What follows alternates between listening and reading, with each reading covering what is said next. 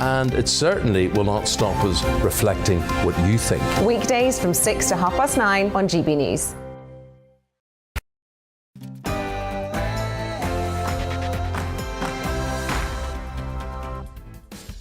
Good morning, you're watching GB News. On today's Political Correction, I'm joined by Arlene Foster and Paul Embry. Coming up this morning, Prime Minister Boris Johnson and Chancellor Rishi Sunak have announced a planned £12 billion rise in national insurance from April.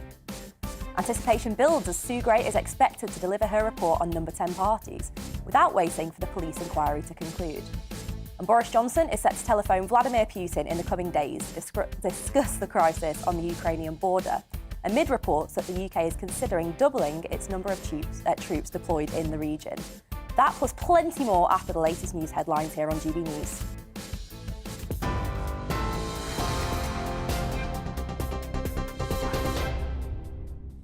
Good morning, I'm Tamsin Roberts. It's 1 minute past 10 in the GB newsroom. The Prime Minister and the Chancellor have insisted the planned rise in national insurance set for April is the right thing to do.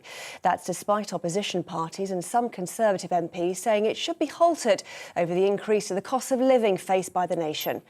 Writing in the Sunday Times, Boris Johnson and Rishi Sunak have insisted the 1.25% national insurance rise will help clear NHS backlog. Andrew Rossendale, Conservative MP for Romford, believes raising taxes isn't the answer. Not what the people want. They don't want taxes to rise. But I also understand the government have to balance the books. And we have a huge black hole. After the pandemic, the government have spent way too much, far too much than we can really afford. We are in the biggest national debt we've ever had. So I do understand why they're bringing this in, though I don't personally think it's right. Britain will publish new legislation this week to broaden the scope of sanctions that can be applied to Russia. The Foreign Secretary, Liz Truss, says Britain will rule nothing out in support of Ukraine in the event of an invasion amid rising tensions between the two states. It comes as the Prime Minister considers doubling the number of troops deployed to strengthen Europe's borders. Former senior British Army officer General Barney White-Spunner told GB News he believes it will make President Putin reconsider. He's seen a West that hasn't been particularly resolute to act. I mean, he's been able to do what he's wanted in Kazakhstan, in Belarus.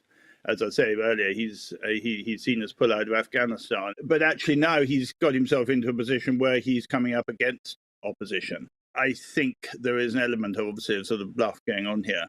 But if that bluff is called, then arguably it could be quite dangerous.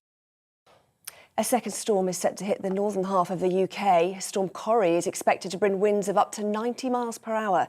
Yesterday, a 60-year-old woman in Aberdeen and a 9-year-old boy in Staffordshire were killed by falling trees during Storm Malik. Meanwhile, thousands of homes in north-east England and Scotland are still without power after the high winds battered the country. The government says Wolverhampton and Sheffield will be the first of 20 disadvantaged areas to gain access to a £1.5 billion fund. As part of levelling up plans, the money will be used to develop new neighbourhoods on derelict or disused land. But Lisa Nandy, Labour's shadow levelling up secretary, accused the government of handing out rehashed pots of money and policies. Ministers say the new plans will breathe fresh life into disadvantaged communities across England. The COVID vaccination programme has been extended to around 500,000 vulnerable children in England. Those aged between 5 and 11 who are most at risk from the virus or live with someone who is immunosuppressed can now get a jab. Wales has already extended its vaccine programme, while parents in Scotland and Northern Ireland are being encouraged to take up the offer of a jab for their children. North Korea has carried out what appears to be its biggest missile test since 2017. It's understood the weapon was an intermediate-range missile which reached an altitude of 2,000 kilometres before landing in the Sea of Japan yesterday. The US, Japan and South Korea have all condemned the launch, the 7th test this month. Relatives of the victims of Bloody Sunday have held a remembrance walk in Londonderry to mark the 50th anniversary of Bloody Sunday. It's one of a number of events being held in the city. 13 people were killed when members of the British Army's Parachute Regiment opened fire on a civil rights march on the 30th of January 1972. This is GB News. We'll bring you more news as it happens. Now, though, the political correction.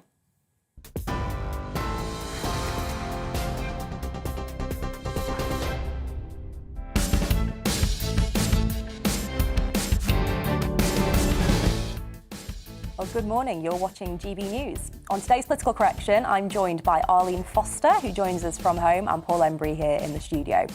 Coming up this morning, Prime Minister Boris Johnson and Chancellor Rishi Sunak have announced a planned £12 billion rise in national insurance from April. Anticipation builds as Sue Gray is expected to deliver her report on number 10 parties, without waiting for the police inquiry to conclude. And Boris Johnson is set to telephone Vladimir Putin in the coming days to discuss the crises on the Ukrainian border, amid reports that the UK is considering doubling its number of troops deployed in the region.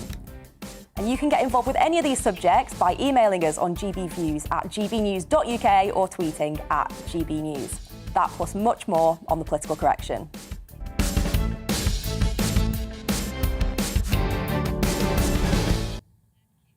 A planned £12 billion rise in national insurance will help clear the NHS backlog. That's according to Prime Minister Boris Johnson and Chancellor Rishi Sunak in the Sunday Times today, despite increasing opposition from Conservative MPs calling for the hike to be scrapped amid sharp inflation rises. Under the plans, employees, employers and the self-employed will all pay 1.25p more in the pound for national insurance for a year from April 2022. Joining us now to discuss this is Darwin Friend, a policy analyst at the Taxpayers Alliance. Darwin, thank you for joining us this morning. What have you made of the kind of letter that's been published today in the Sunday Times by Chancellor Rishi Sunak and the Prime Minister Boris Johnson? Do we have our guests talking to the guys in the studio? Can you hear us? There we go. Hey, Darwin, how are you? Hi, Deanna. Thank you very much for having me on the show. And in response to your question, I think really it's quite shocking what was revealed in the Times today, most especially because when Boris himself was on the backbenches, he spoke of national insurance increases as a regressive tax. And I agree with that version of Boris, because if we look at, for example, some of those earning the least in our country, for example, someone earning £15,000, they're currently paying £562 in national insurance. Well, that's going to go up by £68 as a result of this rise. So while, of course, it sounds like a small increase, a 1.25 percentage point rise, in reality, it's actually a 10.4% rise in how much people are actually going to be paying. And that comes at a time when, obviously, energy bills are rising, the tax burden is approaching a 70-year high. And so I think working taxpayers are really going to take a drubbing from the announcement by Boris and Rishi today. Mm-hmm. I think it's particularly interesting looking at the sort of different earning kind of thresholds as well. Because isn't it the case that those earning sort of between £30,000 and £50,000 a year are the hardest hit by this? Yeah, so if we look at the average middle earning household, they're going to be paying an additional £300 as a result of of this national insurance increase. And I think there are other ways to pay for that instead. So then it's not going to be hitting those on lower earnings, those on middle earnings, or taxpayers at all. Because, for example, the Office for National Statistics released a report on the public sector finances this week, which actually showed the economy had grown faster than they actually had forecast, meaning that borrowing as a result was significantly lower, £12.9 billion lower, as a matter of fact. And so what that would actually do is that amount is more than the entire amount the national insurance rise is going to raise itself. And so I think there are alternative options for the government to take in order to raise this money so it can fund the NHS and social care. I suppose others might say, though, that it is a little bit risky to use kind of 1 year's borrowing figures for ongoing spending. So I guess my question to you, Darwin, is are the TPA sort of advocating for delaying this by a year or for a completely different approach? Well, I think a delay would be a positive step, but I think in reality, we need this rise to be scrapped in its entirety. And of course, borrowing is already high, and we wouldn't encourage, obviously, more borrowing. But there are other ways, as I mentioned, to actually pay for it. I mean, we had a minister resign from the government this week because there's £29 billion of fraud in the last year alone, apparently, from government schemes. And we at the Taxpayers Alliance have found over numerous years the amount of waste in government. I mean, we did an investigation with the Daily Mail, which revealed £6 billion at one point. And so I think there are better ways than just asking taxpayers to cough up more of their own money. And I think those ways are by making the state more efficient and effective for taxpayers. Mm-hmm. Well, Darwin there joining us from the Taxpayers Alliance, thank you so much for your time this morning.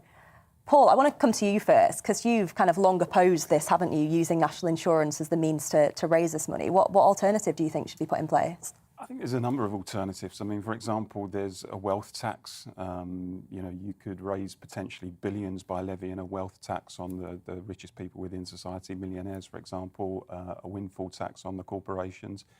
We constantly see stories, even during the pandemic, of directors' pay shooting up by far more than the pay of ordinary working people. Mm-hmm. And it seems to me that the wealth is there, it's just concentrated in too few hands, which is always the story, unfortunately. And I think the problem with this national insurance rise is it is a regressive tax, there's no question about that, and the burden will largely, I think, fall on the poorest.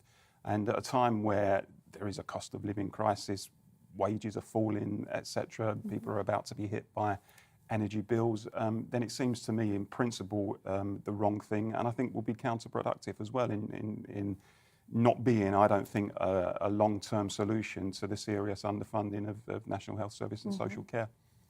So, Arlene, clearly the government's saying that we need this extra £12 billion raised specifically to help tackle the NHS backlog and what's going on in social care. But do you think that kind of throwing money at the problem is the answer, or do you think we need to go into the kind of more fundamental questions of kind of what is going on in the NHS and how can we make it more efficient? No, I think that Darwin's absolutely right in terms of the efficiency of government. We should be definitely looking at the efficiency of government. The fact that so much money has been lost through COVID fraud, the amount of loans that went out shouldn't have gone out to people who should not have received the loans. Obviously, we've seen a minister resign in the House of Lords last week over all of that. And it was interesting today, actually, to notice that the National Crime Agency had offered to help the Treasury. They say they were rebuffed by the Treasury in terms of trying to deal with that fraud. So there does need to be an overall look at the civil service to see what can be done there. I wouldn't be in favour of some of the taxes that Paul has referred to, because I think what is important is that we have an economy that pays for innovation, that pays entrepreneurs that take risks, and then they'll put that back into the economy, so there becomes that virtuous cycle. But I think if he does go ahead with this, not only will it be hugely unpopular, I do agree with Paul in this respect, it will rebound on him, because people will say, look, it's not worth my while being in work because I have to pay so much tax. If you earn £20,000, for example, this is going to be £89 more coming out of your wage. And really, at a time of increased energy costs, our food bills are going up, inflation is rising, it's the wrong policy at the wrong time. Mm-hmm. Well, I completely agree with you there, Arlene. I don't think there's anything you've said I disagree with. And obviously, I was one of the very small band of rebels who voted against it. I think there were 10 of us in the end. It's kind of disappointing. I thought the fight continued, and I thought we really had a chance of kind of getting the Prime Minister and the Chancellor to change their mind on this, given the sort of changed circumstances and what's going on cost of living. So, the fight will continue in Westminster, I'm sure, but certainly the indication we've had from the letter today doesn't look particularly good, sadly. But moving on, because something else that's currently hotly anticipated is Sue Gray's report into Partygate, which is expected to be handed to Downing Street officials in a matter of hours or a matter of days. Controversy has continued after the Metropolitan Police asked for minimal reference to be made to any gatherings in Number 10, leading to accusations of dishonesty and abuses of power. So the big question is, were the Met right to intervene, and what does this all mean for the Prime Minister's future? Paul, I want to come to you first on this, because I don't know about you, but the media cycle's been dominated. We're trying to figure out exactly when this report is going to come. And it seems a little bit obsessive at the minute, but clearly there are fundamental questions that have to be answered here. What do you reckon? I think the police intervention is bizarre and a bit worrying, actually. I mean, I was struck by what Lord Sumption, former judge at the Supreme Court, said a couple of days ago, where he said there's absolutely no justification for the police to be intervening in this and seeking redactions to the report, etc. And by doing so, they are technically obstructing MPs from carrying out their constitutional duty of holding the government to account. So it's an almost unprecedented thing, really, where inquiries get carried out all the time, and investigations and civil servants' reports, etc. And we don't usually see the police intervening in this way. So I think the police have got serious questions to answer. I mean, on the broader question, it has dominated the news. And on one level, you know, some of your colleagues have been saying, well, look, this is a birthday cake, effectively, that the nation is obsessing about. And on one level, of course, it's daft because it is a birthday cake, and you know, amongst other parties. But the reality is that these MPs set these rules. These MPs argued at the time that these extreme restrictions were necessary in order to stop the NHS from collapsing, in order to stop, you know, thousands of people from dying. And we saw some of the crazy scenarios of, you know, children's swings being chained together in parks because, you know, as a means to stopping the spread of COVID. So these extreme restrictions were put in place by MPs who now seem, as far as I can see, to be complaining that the nation is obsessing about them. So they really need to look a little bit closer to home. But you know, the report should come out. There's no question about it. The report's been done. I don't see any reason for the intervention of the police. Get it out, let the press and the public have their say, and then we go from there. And Ollie, would you agree with that? And do you think that the report, when it does come out, should be published in full, or do you expect that there will be redactions based on the police's intervention?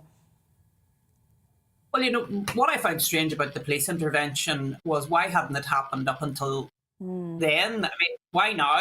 Why are the police intervening now? They've known all along about this, and initially, indeed, they said they wouldn't be investigating. You recall when this first broke and the first party was talked about, and they said they wouldn't investigate. And now Sue Gray has, we are told, kept the police informed right throughout her investigation, and we understand is very frustrated by the fact that they have now intervened in this public way, and it's very difficult to understand the reasoning behind why they intervened in that way now. In terms of redactions, look, I mean, the civil service unions, I'm sure, will want to look at the report, for example. They will want to ensure that their own people are protected in terms of right to privacy and not putting them out there when they don't need to be out there. You know, I found it amusing to hear people like Nicola Sturgeon talking about there shouldn't be any redactions, when, of course, she had a lot of redactions in terms of some of the reports in Scotland, in terms of Alex Salmond and what went on in Scotland. So, look, I'm not as concerned about that, but what I am concerned about is the fact that the police have intervened at a particular time. Why didn't they have whatever they needed to have before then? Why intervene now? Yeah, I think that's certainly a question that's been asked around Westminster this week, that question of the actual timing. But I guess one of the... Can I just say, there's another strand to the whole story, isn't there, which is about allegedly a group of backbench Tory MPs who are plotting some sort of coup, seeking to bring the Prime Minister down. And it was called the pork pie plot, I think. And a certain MP representing Bishop Auckland, I think, was alleged to be at the centre of that. I'm sure you'd like to take the opportunity to deny those allegations. One of my favourite things is to read about things that I've allegedly done and learning about my own life from various newspapers. So what's the truth? Tell us, come on, what part did you play in this plot to overthrow Boris Johnson? I'm not leading a coup. I'm going to look directly into camera, talk to people at home. I am not leading a coup. I don't have the time nor the energy to be doing that. But certainly, I think what's going on in Parliament is people are getting together with colleagues and trying to gauge the mood, trying to gauge kind of where people's headspace is at. And we do this on a whole range of things. It could be on a policy, a particular event that's happened in Parliament. Sitting down with colleagues and chatting about work is not an unusual thing. And suddenly this was interpreted as a coup, the pork pie plot. The irony being, I literally don't even like pork pies. I'm a sausage roll girl myself. And so to sort of get dragged into that sort of media furore and put directly under the microscope for something that was categorically untrue has made it a very interesting couple of weeks. But working to the assumption on this that there's no smoke without fire, I mean, it must be fair to say there's increasing anger on the backbenches, including amongst Tory Red Wall, as it was once called, MPs like yourself, who feel let down and who are getting inundated from constituents who are angry. There's something afoot, isn't there? There's some organising going on. I wouldn't say organising. I think it's conversations, as I say, to try and figure out where people's headspace is. I think the vast majority of people are waiting to see what's in the Sue Gray report, to see really what the lie of the land is on this. But certainly there's frustration. I mean, you know, when the first story broke about a potential party in Downing Street, that was frustrating enough. So then when this leads to a kind of series of potential parties and, you know, people swinging on a child's swing and breaking it when kind of drunk at 2 a.m. or whatever the story was, that is frustrating to read. Now, you know, as we know, sometimes things that get reported don't entirely reflect the truth, which is why I actually think this independent report is really important to really get the full facts. But I think the one thing that's probably the most frustrating, two things that are the most frustrating, one is how it's been handled. I think if the first allegation had come out and there was a genuine apology straight away, rather than, no, it didn't happen, or, well, maybe it didn't happen, or, you know, we don't know that it did happen, I think that's what's frustrated people. But the second thing is that, unfortunately, for every hour we spend talking about when the Sue Gray report's coming out, was there a party, was there a cake? That's an hour when we're not talking about how we tackle the cost of living crisis or how we're going to handle the situation in Ukraine. And these things are really fundamental and genuinely so important. Now, I'm not saying that figuring out whether there was kind of hypocrisy amongst the rule makers isn't important, because it clearly is. But I think there's been too much kind of domination and obsession over it because, you know, it's a political storm and there's nothing the media love more. The million-dollar question, is there going to be 54 letters? Mm-hmm. I have no idea. I bet even Sir Graham Brady doesn't know at this stage, and he's the only one who has the letters. There's always so much speculation. You know, on the very same day, there'll be someone saying, oh, we only need a couple more, and someone saying there's only 3 that have gone in total. I have no clue. I'm not going to sit here and sort of pretend that I do. But I think... Do you have full confidence in the Prime Minister? I have a lot of confidence in the Prime Minister to deliver, and it's been interesting actually hearing from him this week. He's spoken to a lot of colleagues. The whips have been feeding into, really asking us what needs to change to make sure that we're really restoring people's trust, not just in kind of the institution, but also directly in the Prime Minister and in the party. Because we've got a long time to make sure we deliver for these people. You know, on levelling up, that's probably the crux of it. Delivering on that, making people's lives better. That's what we're here for. And I do have confidence in the Prime Minister to make the right sort of changes that are needed to make sure that we're all focused on the very fundamentals of what we got into politics for. Is he going to be in his job in a month's time? In a month's time? I haven't got a clue. We might not have the report by then, Paul. You know, the way it's going, Sue Gray report and the police inquiry may still be ongoing. Who knows? But I guess all I can say is watch this space. And we will continue to talk about it and to debate it here on The Political Correction. But send us your views. You know, what have you made of Partygate? What do you make of the Sue Gray report? When do you think it's going to come? And let us know your thoughts on the Prime Minister and on the wider culture at number 10. But stay with us, because after the break, we'll be asking why the Labour Party are only 4 to 5 points ahead in the polls. But first, the weather. And the UK is looking wet and very windy in the north. That's because of Storm Corrie that's approaching. So looking at the details for you, and in the southwest, plenty of fine weather in the morning and around lunchtime. Most there seeing sunshine with highs of 8 or 9. Even sunnier across the southeast, very little cloud around, although temperatures will be a little bit lower.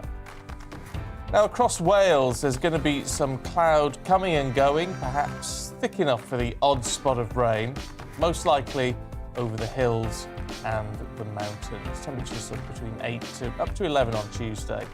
After a mostly sunny morning in the Midlands, the cloud will build from around lunchtime. Most places dry, with just a small chance of a little drizzle, perhaps. Up to the northeast then, and it is going to be cloudier. Plenty of sunshine this morning, but the cloud will feed in as we go through the afternoon with those strengthening winds as well. Across Scotland, turning increasingly wet and windy. Some hill snow is likely. The wind is set to cause disruption, which is why warnings have been issued.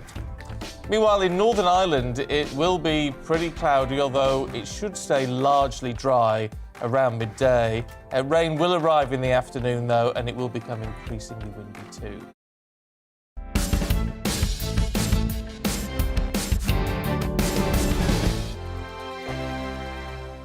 Hello there, I'm Eamon. And I'm Isabel. And you're watching the GB News digital stream across the United Kingdom. And around the world.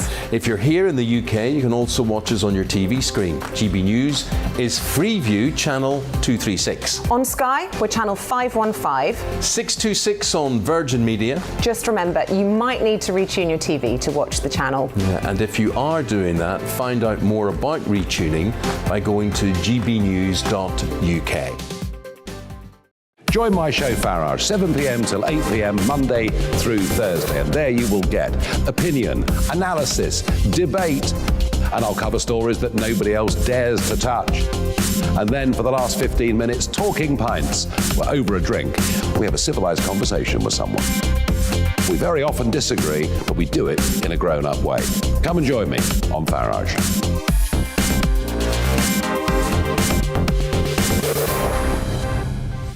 I'm Dan Wootton. Join me Monday to Thursday from 9 to 11 for the feistiest and most fun news debate on TV, where free speech reigns. I'll bring you a sharp take on the day's biggest stories, bombshell newsmaker interviews, and A-list guests. And I guarantee you, no spin, no bias, no censorship, and no reason to go to bed. That's Dan Wootton Tonight, Monday to Thursdays from 9 on GB News. Hello there, I'm Eamon Holmes. And I'm Isabel Webster. And we hope you can join us for Breakfast with Eamon. And Isabel. You make me laugh out loud, belly laugh. Is that important first thing in the morning? Yeah, absolutely. And there's me trying to be deadly serious. News is a serious business. Yeah, I have to rein you in sometimes. Well, it doesn't stop us laughing at it. It doesn't stop us having an opinion on what's going on. Yeah. And it certainly will not stop us reflecting what you think. Weekdays from 6 to 9:30 on GB News.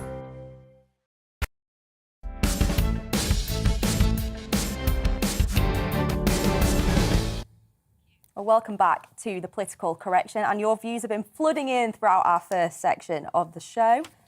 So Kenneth from Cumbria says, Biden and Boris, inflation through the roof, tax rises, immigration, high energy bills, fuel increases and job losses. Boris and Biden don't care. They created a distraction by accusing Russia of going to invade Ukraine. If they want a war with Russia, tell them to get suited and booted and get on the front line. Interesting there from Kenneth. And Tony Hill says on National Insurance, NI contributions are a tax on the poor. The rich avoid it by not taking money as wages. I'm a disabled vet. I've lost £80 a month in universal credit, £60 a month bedroom tax, and been given a 5% less than inflation rise in my war disablement pension. Haven't I lost enough at over £3,000 a year, missing already as a result of Tory policy? And Arlene, you've got some views as well. Yeah, I have some views on the tax rise as well. Vince on the tax hike says the hike is needed to pay for 50,000 illegal immigrants so far, with hundreds of thousands more planned. The truth needs to be told. That's a story we often cover, as you know, Deanna, on GB News, the fact that there are immigrants coming into this country. Other mainstream media don't really talk about it, so thanks, Vince, for that comment. And then John Milburn on the tax says, once again, Paul is advocating a wealth tax. Is he not aware that the top 1% of earners already pay about 29% of all income tax receipts? If you raid their residual wealth, it will only take a small proportion of these highly mobile people to relocate overseas, and the government will instead be facing a tax shortfall. There you are, Paul. Well, I think it's completely wrong, obviously. You'd expect me to say that. I think, the reality I think he's completely right, actually, but anyway. I think the reality is we are still one of the richest economies in the world. The divide between rich and poor is still very, very wide. And, far too much wealth is concentrated in few hands. And you could potentially raise billions of pounds by levying a wealth tax on the richest on society rather than expecting the poorest to pay. And of course, let's be blunt, the rich will always howl with anguish at any proposal to ask them to pay a little bit more, and they'll threaten to leave the country and hold the country to ransom by saying, if you penalise us in this way, then we're going to be gone. Actually, we need a fairer society, and those with the broadest shoulders, as we say, should carry the heaviest burden. I suppose my question... Yeah, but we also need wealth creators, Paul. That's the point. We need wealth creators to make the economy grow, and you don't get wealth creators by completely hammering them, as some of the states in America have found out by their taxes and the way in which they tax people in America. I think the thing I find interesting about Labour and their sort of wealth tax proposals is that they usually get to pay for everything as well. I think they've spent it about 15 times over up to now. Anyway, we want to talk about polling. Because with all of the controversies and unfavourable press coverage the government's been facing over the past few weeks, you would expect that the Labour Party would be soaring in the polls. But they're not, with just a 4 to 5% lead for the opposition following recent events. What is Keir Starmer's Labour Party lacking, leading to them miss what many would consider to be a political open goal?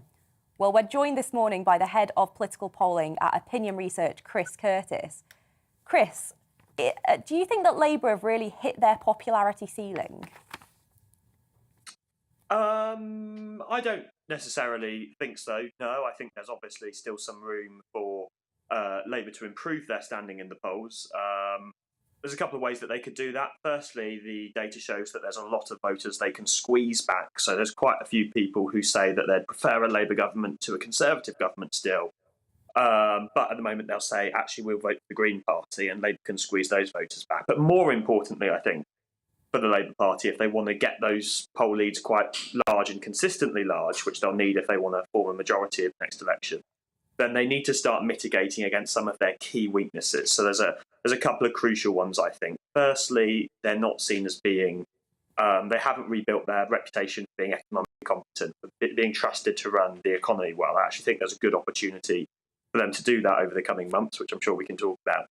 But I think the other thing as well is there's question marks in a lot of voters' minds about whether Keir Starmer is strong enough to take on that top job, and he needs to start building up a reputation and proving to voters that he is. In your experience, Chris, how much of people's kind of opinions on voting for a particular party is down to the party and its policies, and how much of it's actually down to the leadership itself? Well, I think the general view is that that the leader is becoming a lot more important in how people's voting intentions, how people decide how to vote in elections, and ultimately, I would argue it is now the most important thing. The thing I would say as well that I think feeds into this argument quite a lot is voters are increasingly volatile. Increasingly promiscuous is probably the best word for it. Obviously, we're not that far away from a pretty big landslide Conservative victory just 2 years ago. And that's shifted really dramatically. Sure, the polls might only show a 5% Labour lead today, but that's very, very, very different to the 12 points ahead that the Conservatives were at the last election. So we do see these really big swings to and from the political parties. Obviously, that means when the Conservatives are having a bad day, you can see big shifts in one direction. But also it means that a really bad situation for the Prime Minister, he's able to come back from that a lot better than he would have been able to in the past. And that's important because his approval ratings right now are looking pretty bad indeed. And looking at the sort of number of people who say they're going to vote Conservative and how that's changed, are we finding that they seem to be switching their voting intention, or is it that they're just saying they're going to stay at home? Well, it's a little bit of everything, but mostly it's driven by Conservative voters now saying they're undecided about how they would vote at the next election. There are a few people who have switched straight over to the Labour Party. They're really important because obviously the assumption is that it's going to be harder for the Labour Party to win those voters back. But we'll just have to see how this plays out in the coming months. And again, based on kind of your research, how important do you think the Sue Gray report is going to be for kind of people determining their own voting intention? Well, the question is the Conservative government going to be able to move on from the story? That's the real critical question. So if the Sue Gray report comes out, it isn't bad, and people start focusing on other stories instead, then that's obviously going to be really positive for the government, and they'll be able to start talking about things that they want to do around cost of living. If it means that the story rambles on and on and on, and they're not able to do that, then that's obviously going to be a problem. So I think the key question is, what impact is it going to have on how long this story runs for? Paul, Arlene, do you have any questions for Chris? I always find polling fascinating. I mean, Chris, one of the things it strikes me that is a necessity if Labour are ever going to win power again is to win back its former red wall seats, the seats that were once upon a time the mainstay of Labour Party support, and which obviously voted in large numbers for the Tories in 2019. In terms of the polling of red wall seats, is there any indication that some of those constituencies are moving back to Labour? The indication that we get from the polling that's been done is that red wall seats are moving at about the same rate as the rest of the country. Actually, everything at the moment is shifting pretty uniformly. The Conservatives are losing their Leave voters at about the same speed as they're losing their remaining Remain voters. So actually the swing in the red wall is about the same as the swing across the rest of the country. Actually, the place where the swing towards the Labour Party is smallest at the moment is London, and they're doing, if anything, slightly better in the red wall. But I think sort of to slightly answer a different question, if the next election is going to be quite a few years away, people aren't going to be voting based on parties that happened years ago. The bigger question that's going to be in voters' minds by then is, we're still in our comeback period from the pandemic. There's still a pretty rough economic situation. Who do we trust the most to run the economy? And I think the next few months are going to be critical in voters working out an answer to that question. We're going to see gas prices go through the roof. We're going to see people feeling the pinch. And obviously there's this tax rise coming along in April as well. So how the Conservatives deal with this situation, I think is going to be a lot more important in a few years' time than what parties happened in Downing Street during the pandemic. Arlene, anything from you? Oh, well, just you made reference of the Leave-Remain split there. I mean, is that still a relevant split in GB? It obviously is here in Northern Ireland because we have the ongoing protocol disaster to sort out. But the Leave-Remain piece, is that still a relevant story on the mainland? I mean, look, what Leave-Remain did is it put in place a new dividing line right through the middle of the electorate. And to a certain extent, it was a dividing line that had started shaping before Brexit. People who voted Leave in that referendum had already started moving away from the Labour Party and towards the Conservative Party before that referendum even happened. What we are seeing in the polls at the moment is that Leave and Remain is probably slightly less of a dividing line than it was in the 2019 general election. Actually, if anything, Labour's doing a little bit better among Leave voters now than it is among... Its vote share has gone up slightly, more among Leave voters than it has among Remain voters, but it's still a really big dividing line. The Conservatives are still miles ahead among Leave voters, and Labour is still miles ahead among Remain voters, so it's still a really important way of divvying up the electorate. Well, thank you, Chris. Chris Curtis there, joining us from Opinion Polling. I always find polling particularly fascinating, but Paul, I guess my question for you is, listening to what Chris was saying there about the importance of leadership, but also this point on kind of economic management, do you think the Labour Party under Keir Starmer kind of does have a route back to power? I think there's a mountain to climb, and I think that the party is still very much in the foothills of that mountain, notwithstanding, the recent bounce in the opinion polls. The reality is, if any opposition party is likely to form the next government, then it needs to be consistently in front of the government in the opinion polls right throughout the period leading up to a general election, for 2 or 3 years out potentially, not just for a few weeks when the government just happens to be navigating choppy waters. So I think it's far too early to say that this recent bounce will become embedded. We have to see, what happens with the Sue Gray report and the impact on the polls then. But the Labour's got a mountain to climb simply, I think, because it did move away ideologically from those millions of voters who we were just talking about in those red wall seats. The party, for those voters, increasingly resembles a kind of middle-class party for graduates and fashionable liberals living in our university towns and our cities. And until the party starts speaking the language of blue-collar Britain again, of red wall Britain, of small-town Britain, and sharing the priorities of those people, then it's not going to win power. I mean, I think Starmer has done some good things in terms of taking the party in that direction. He's been talking about the themes of family and community and nation, all of the sorts of things that press the buttons of red wall voters. But it's got to be anchored to an economic narrative. And I don't think Labour has spoken enough about economic policy and its vision for bringing economic justice. I think it needs to flesh out far more its economic policy. And it needs to change itself, really. It needs to undergo a radical overhaul in terms of its DNA. It needs to start looking and sounding like the people it once represented. So the recent bounce is promising for people like me in the Labour movement, but I think it would be delusional to get carried away with it and to assume that it means we're marching back to power. There's an awful long way to go yet. Mm-hmm. Well, Deanna, can I just say to Paul as well? I mean, you've talked about this before, Paul, and you've already referenced it needs to look like people who vote for it. I mean, where are we on the whole wokeism in terms of the Labour Party? Because I was interested to see Wes Streeting trying to put a bit of distance between himself and some of the more woke ideologies that we hear coming out of the Labour Party. Surely they need to tackle that issue as well.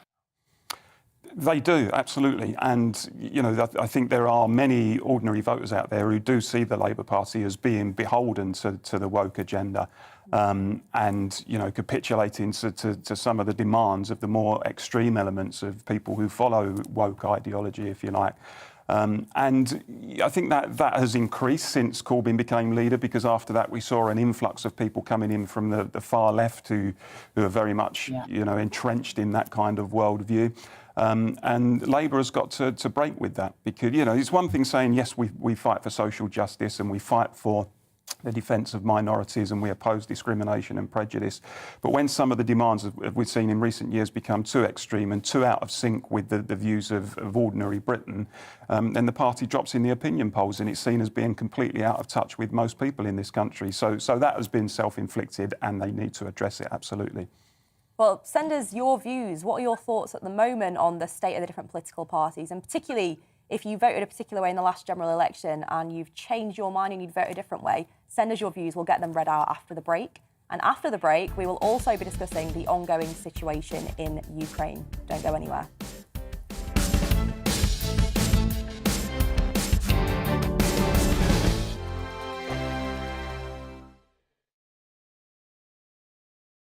Hello there, I'm Eamon. And I'm Isabel. And you're watching the GB News digital stream across the United Kingdom. And around the world. If you're here in the UK, you can also watch us on your TV screen. GB News is Freeview Channel 236. On Sky, we're Channel 515. 626 on Virgin Media. Just remember, you might need to retune your TV to watch the channel. Yeah, and if you are doing that, find out more about retuning by going to gbnews.uk. Join my show Farage, 7 p.m. till 8 p.m. Monday through Thursday, and there you will get opinion, analysis, debate, and I'll cover stories that nobody else dares to touch. And then for the last 15 minutes, talking pints. We're over a drink. We have a civilised conversation with someone. We very often disagree, but we do it in a grown-up way. Come and join me on Farage.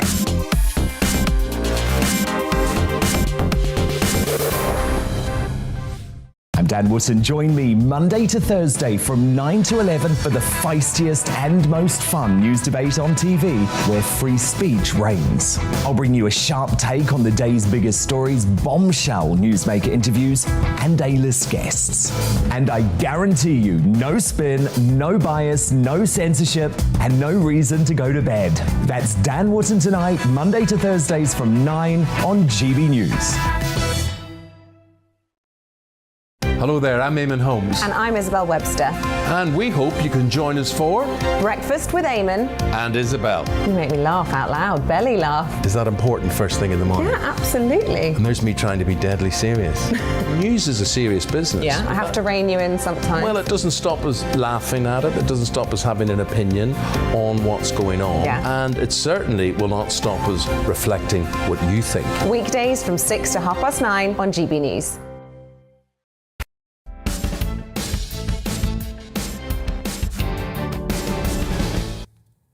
Welcome back to The Political Correction. We look now to the crisis on the Ukrainian border. Boris Johnson is set to telephone Vladimir Putin and visit the region in the coming days. This is all part of a bid to accelerate diplomatic efforts and ramp up deterrence to avoid bloodshed, according to government sources. Number 10 said the Prime Minister would reiterate the need for Russia to step back and engage diplomatically. It comes as reports emerge that the UK is considering doubling its number of troops deployed in the region. Paul, what have you made of this? Because it seems to have escalated incredibly quickly. And, you know, the UK government is talking a good talk, but do you think really we have the power to really make a difference and deter Russia from taking further action? Well, I just think there's a wider context to this story that much of the media just isn't focusing on, really. I mean, there's a whole history between NATO and Russia, or the Soviet Union, as it was. We know that. And I just think that the kind of ever onward march of NATO eastwards to places like Ukraine, they're clearly trying to inveigle Ukraine into the NATO net, is always going to provoke Russia, whether Putin's in the Kremlin or anybody else. I mean, I have no sympathy with Putin. I mean, he's a complete tyrant and his government is corrupt, and there's no question about that. But what do we expect when we start acting in this way? I mean, the truth is that NATO has been carrying out manoeuvres in the Black Sea and in Western Ukraine. And of course, the Russians will see that as a threat. And they've moved troops to the border. Well, anyone's entitled to move troops within their own country to the border or otherwise. And they're also seeing the US supplying weapons to Ukraine. So I think that this has been escalated by not just Putin, but by the actions of the US and the West and NATO. And we need to consider that context when we're listening to all of the saber rattling that's coming out of the West at the moment. It would help, I think, to occasionally see things through Russian eyes and to understand why they are reacting in the way that they are. None of that is to defend Putin as a leader, but it is to understand there's a broader context to this debate that often gets passed by. I suppose the difference, though, is that rather than kind of NATO being an aggressive organisation, it acts as a defensive force. Arlene, we were discussing this before the show. What's your stance?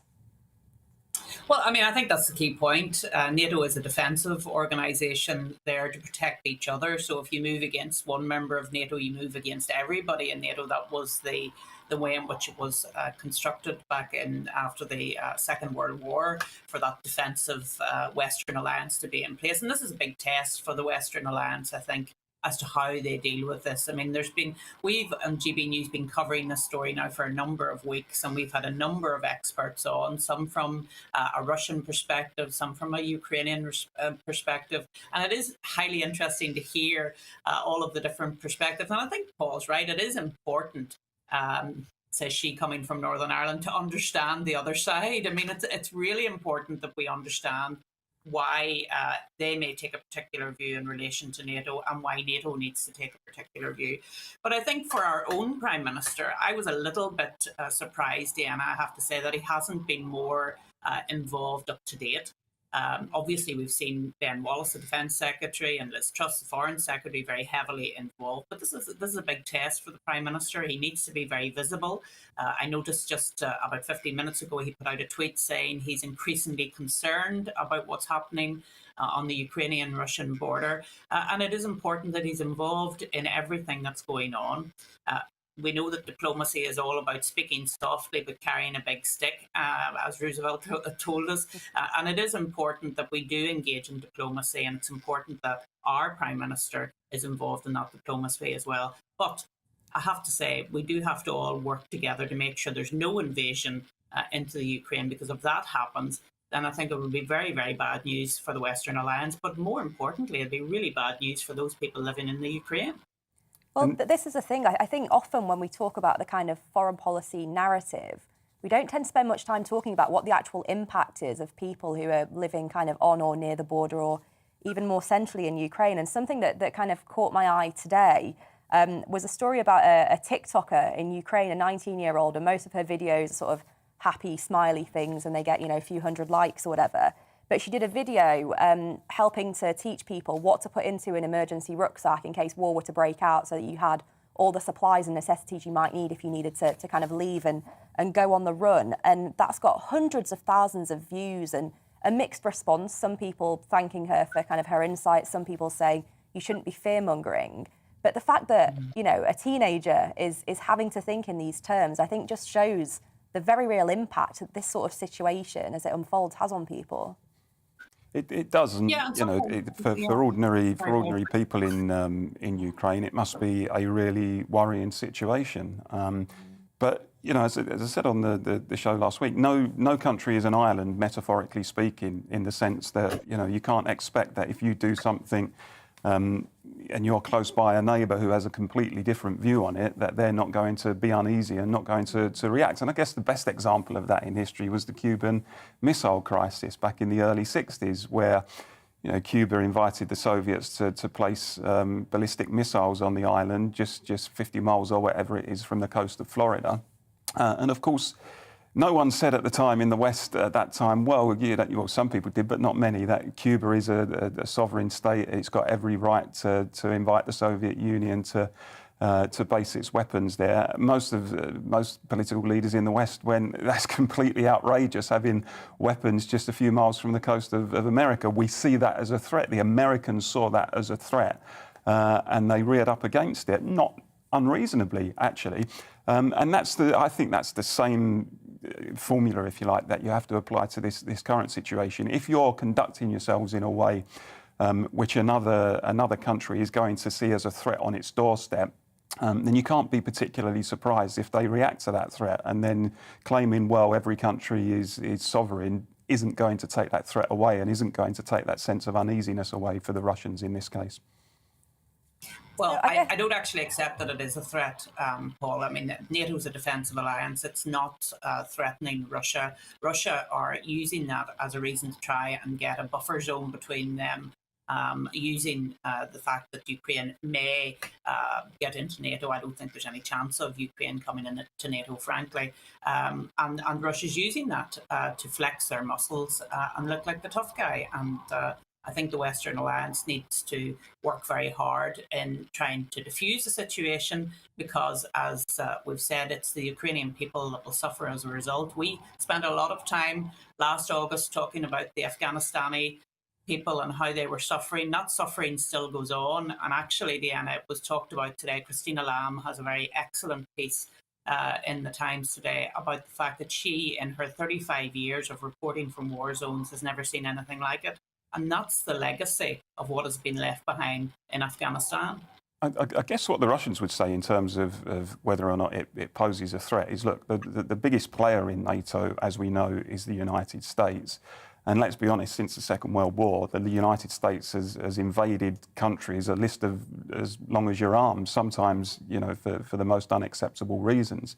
And from the Russians' point of view, if they see an organisation which is largely driven by the US doing the things that it's done on its doorstep, then it isn't simply just going to turn a blind eye and say, carry on, we've got no fear about what you're doing. I think they probably do see it as a threat for those reasons. The very fact that the US is supplying weapons to Ukraine, the very fact that NATO is carrying out those manoeuvres, I think the Russians will see that as a threat. Well, you spoke before, Arlene, about the importance of diplomacy in situations like this. And another area where diplomacy is absolutely crucial is with negotiations with the European Union. And I understand we want to talk again about Article 16 and a potential intervention by the Chancellor Rishi Sunak. Arlene. Yeah, well, I mean, Article 16 is still talked about for our viewers who maybe don't keep as close to it as other people. Article 16 is a part of the protocol which was signed between the UK and the European Union, which can be invoked if there's societal damage, economic damage, trade diversion from Northern Ireland. And last July, our own government said that the conditions had been met to trigger Article 16, but that they wanted to engage in, as you say, diplomacy to try and find a way forward without triggering Article 16. Here we are, 7 months on, we still haven't reached a solution in relation to the damage that the protocol is doing to Northern Ireland. Of course, these talks processes do tend to run on. That suits the European Union. For goodness sake, they have processes that take years and years. But for those of us who live here in Northern Ireland, it's it is intolerable that we have this trade barrier between internally within the United Kingdom, between Great Britain and Northern Ireland, and it needs to be dealt with. And I noticed, Deanna, today that 80 Conservative MPs have said that Article 16 now should be triggered.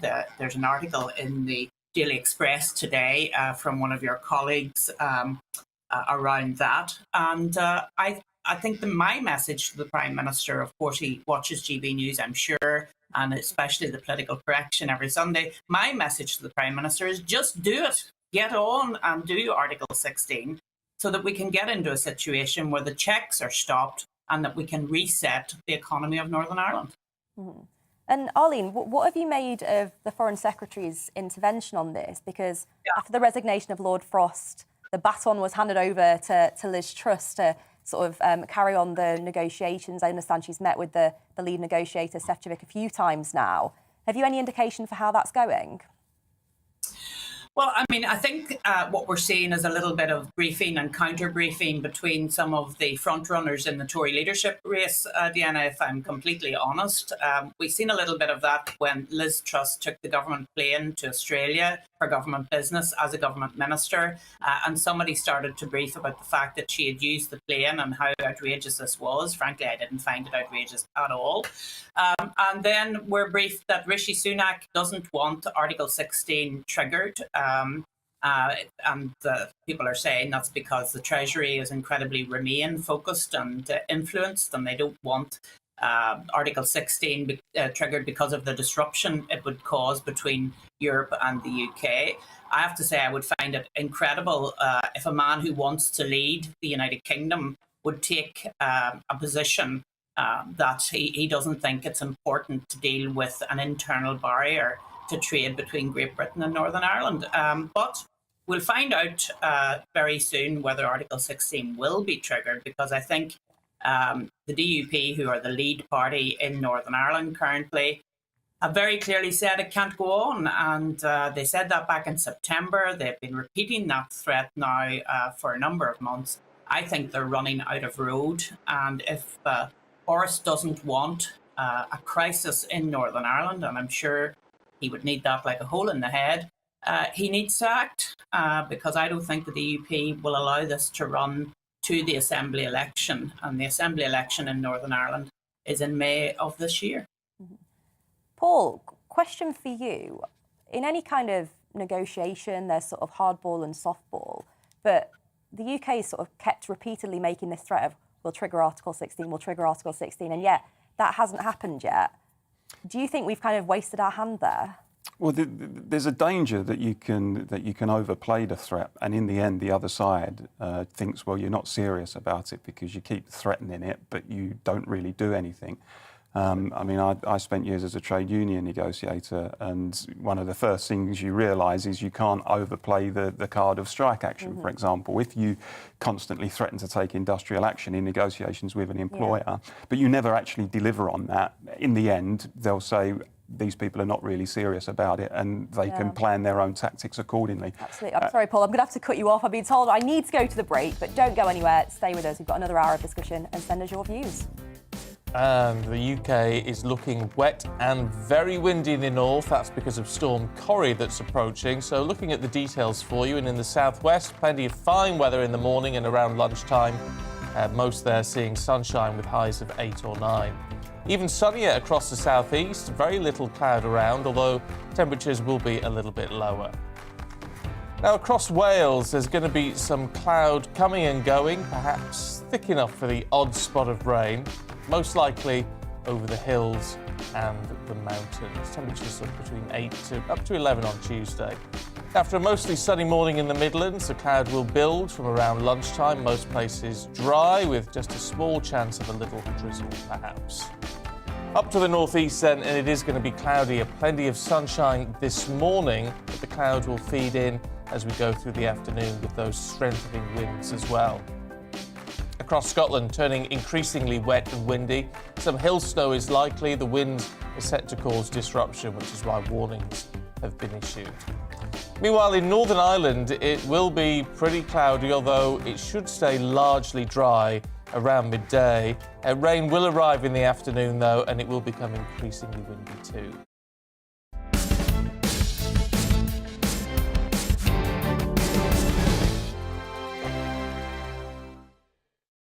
Hello there, I'm Eamon. And I'm Isabel. And you're watching the GB News digital stream across the United Kingdom. And around the world.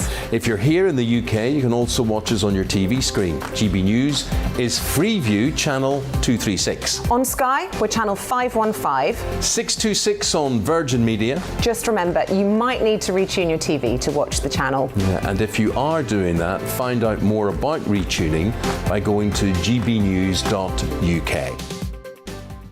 Join my show Farage, 7 p.m. till 8 p.m. Monday through Thursday, and there you will get opinion, analysis, debate, and I'll cover stories that nobody else dares to touch.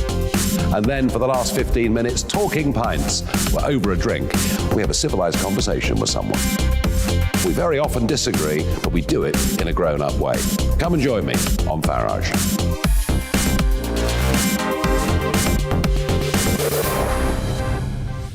I'm Dan Wootton. Join me Monday to Thursday from 9 to 11 for the feistiest and most fun news debate on TV, where free speech reigns. I'll bring you a sharp take on the day's biggest stories, bombshell newsmaker interviews, and A-list guests. And I guarantee you, no spin, no bias, no censorship, and no reason to go to bed. That's Dan Wootton tonight, Monday to Thursdays from 9 on GB News.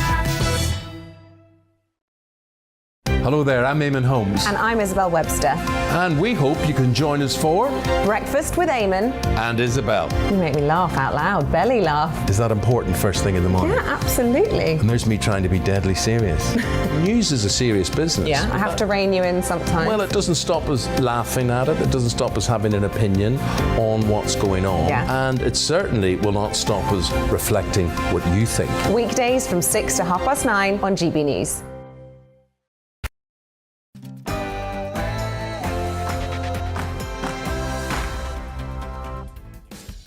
Welcome back to The Political Correction, where I'm joined today by Paul Embry and Arlene Foster. We're here to correct politics, as we do every Sunday morning. And today we're going to be discussing Bloody Sunday. We're also going to be talking about the SNP and their intrusive children's survey. And in our regular feature, Common Ground, we speak to Imam Ajmal Masroor. That plus plenty more after the latest news headlines here on GB News.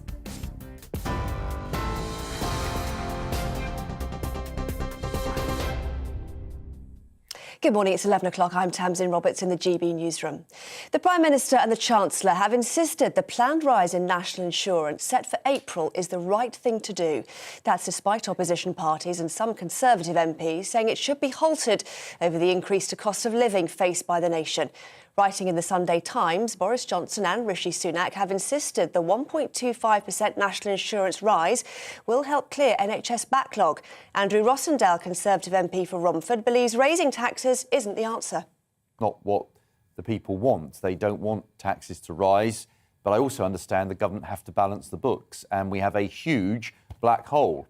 After the pandemic, the government have spent way too much, far too much than we can really afford. We are in the biggest national debt we've ever had. So I do understand why they're bringing this in, though I don't personally think it's right. Boris Johnson says the picture on Ukraine's border is increasingly concerning as he's urging Russia to avoid a reckless and catastrophic invasion. The Prime Minister's comments come as he's considering doubling the number of troops deployed to strengthen Europe's borders. Earlier, the Foreign Secretary Liz Truss confirmed Britain will publish new legislation this week to broaden the scope of sanctions that can be applied to Moscow. Former senior British Army officer General Barney White-Spunner told GB News he believes President Putin is bluffing. He's seen a West that hasn't been particularly resolute to act. I mean, he's been able to do what he's wanted in Kazakhstan, in Belarus. As I said earlier, he's seen us pull out of Afghanistan. But actually now he's got himself into a position where he's coming up against opposition. I think there is an element, obviously, of sort of bluff going on here. But if that bluff is called, then arguably it could be quite dangerous. Amber weather warnings have been issued for Scotland as Storm Corrie hits the northern half of the UK. Winds of up to 90 miles per hour are expected. Yesterday, a 60-year-old woman in Aberdeen and a 9-year-old boy in Staffordshire were killed by falling trees during Storm Malik. Meanwhile, thousands of homes in north-east England and Scotland are still without power after the high winds battered the country. The government says Wolverhampton and Sheffield will be the first of 20 disadvantaged areas to gain access to a £1.5 billion fund. As part of levelling up plans, the money will be used to develop new neighbourhoods on derelict or disused land. But Lisa Nandy, Labour's shadow levelling up secretary, accused the government of handing out rehashed pots of money and policies. Ministers say the new plans will breathe fresh life into disadvantaged communities across England. The COVID vaccination programme has been extended to around 500,000 vulnerable children in England.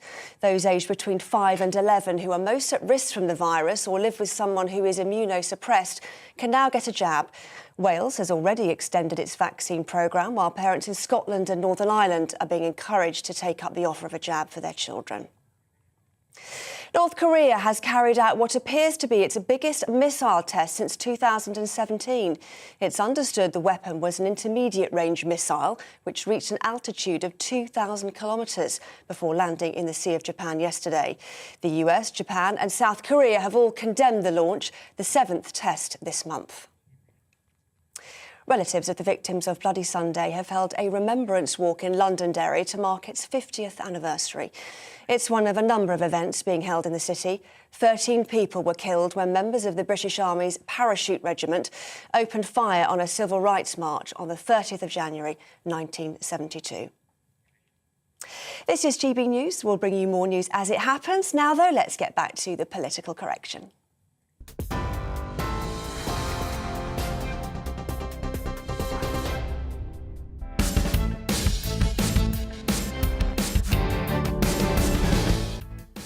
Good morning, you're watching GB News. And on today's Political Correction, I'm joined by Arlene Foster and Paul Embry. These are the main stories that you're going to be waking up to today. Firstly, Prime Minister Boris Johnson and Chancellor Rishi Sunak have announced a planned £12 billion rise in national insurance from April. Anticipation builds as Sue Gray is expected to deliver her report on number 10 parties without waiting for the police inquiry to conclude. Boris Johnson is set to telephone Vladimir Putin in the coming days to discuss the crisis on the Ukrainian border, amid reports that the UK is considering doubling its number of troops deployed in the region. And don't forget, you can get involved with any of these subjects by emailing us on gbviews@gbnews.uk or tweet us at gbnews. That plus much more on the Political Correction.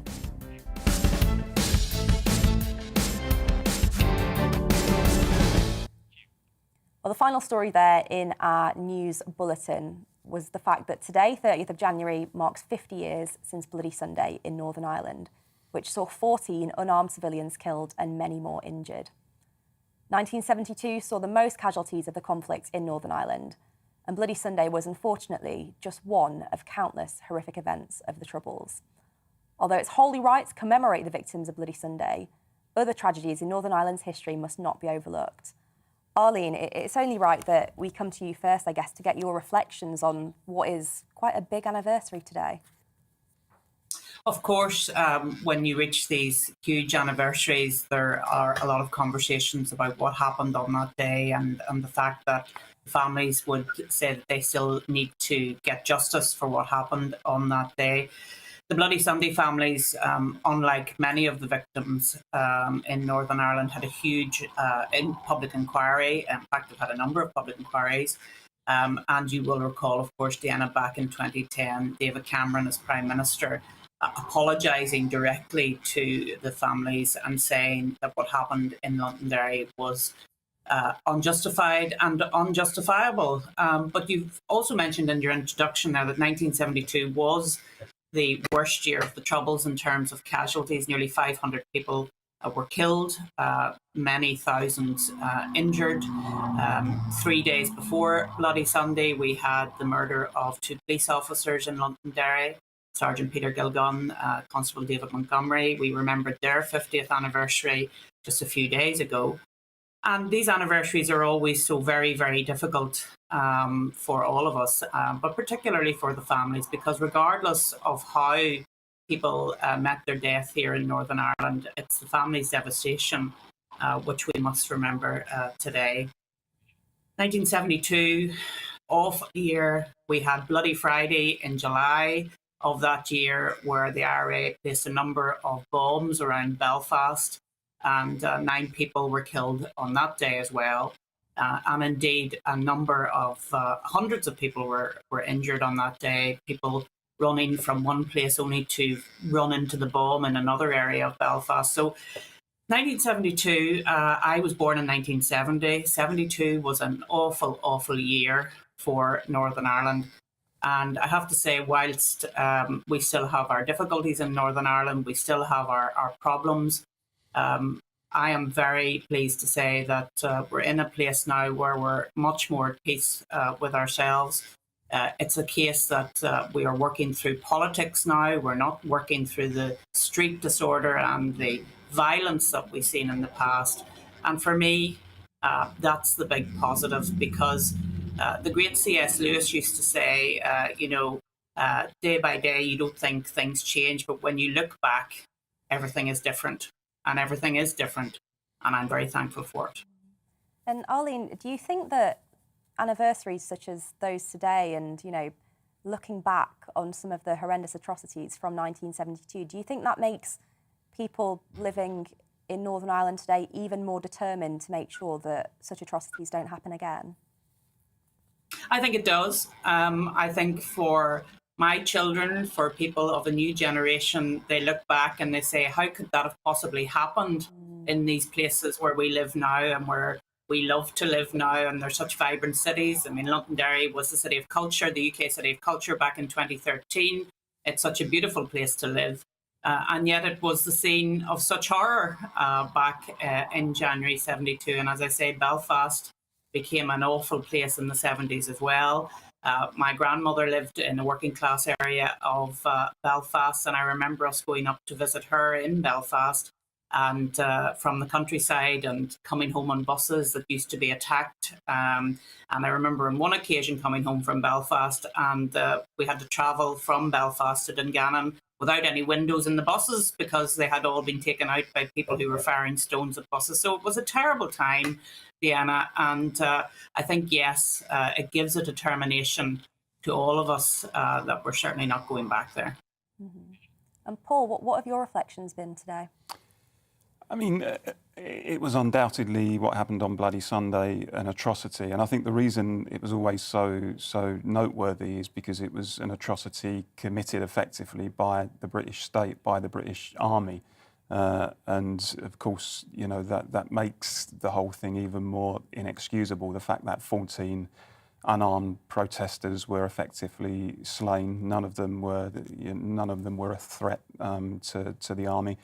And it just took years to be recognised, didn't it? I mean, there was all manner of lies and cover-ups, and it was only really with the Savile inquiry that the truth came out and that the British government apologised, and that the victims' families felt that they were on the path to justice. I agree with Arlene that there have been many other atrocities during the Troubles on all sides of the divide, and we mustn't forget those either. I mean, you can look at Enniskillen, for example, the bomb on Remembrance Sunday, which was an appalling act, and we need to make sure we remember all the victims in the way that we remember the people on Bloody Sunday. Mm-hmm.